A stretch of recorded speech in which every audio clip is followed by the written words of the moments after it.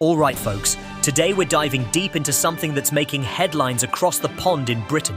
Imagine this, a country known for tea, crumpets, and the Queen, well, King now, suddenly being referred to as the Islamic capital of the West. Crazy, right? But here's the thing. What's happening in Britain could be a warning for us here in America. Let's break it down with a little humor, a little sarcasm, and a whole lot of truth.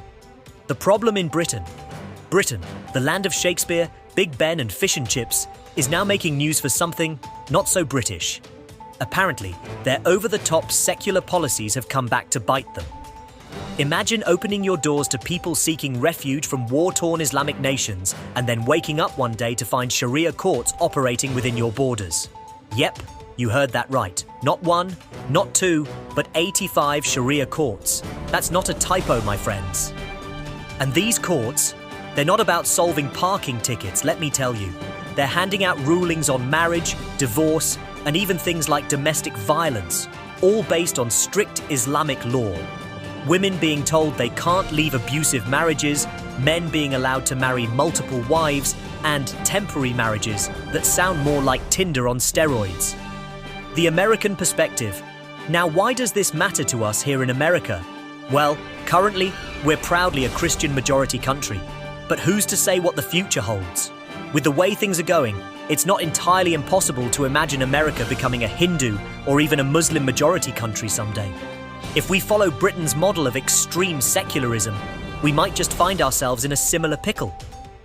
Now let me be clear, if America ever became a Hindu-majority nation, I'm pretty sure the worst that would happen is an increase in yoga studios and vegetarian restaurants. But a Muslim-majority America? Based on what's happening in Britain, we might be looking at protests against our legal system and demands for Sharia law. The data doesn't lie. Let's hit you with some stats. Britain's population is around 68 million, and guess what? Over 4 million of them are Muslims. That's about 6%. Most of these folks come from places like Pakistan, Bangladesh, Yemen, and Somalia. Now, these are countries where Sharia law is the norm. And surprise, surprise, many of these migrants are now pushing for those same laws in Britain. This isn't just anecdotal. The National Secular Society in Britain has been waving red flags for years. They've warned that these Sharia courts are undermining British law and putting women's rights in jeopardy. But guess what? The British government seems to have their hands tied. Or maybe they're just too polite to do anything about it. What if this happens in America?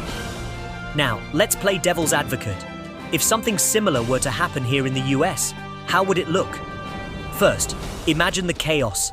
States arguing over legal systems, protests in the streets, and people choosing Sharia courts over our constitutional courts. And let's not forget the impact on law and order. Britain's secular ideals are now clashing with the very people they tried to protect. Over there, it's being called the Islamicization of Britain. Over here, it could spell the end of everything we hold dear. Freedom, equality, and yes, even football Sundays. Lessons for America. So what can we learn from Britain's predicament? First, balance is key.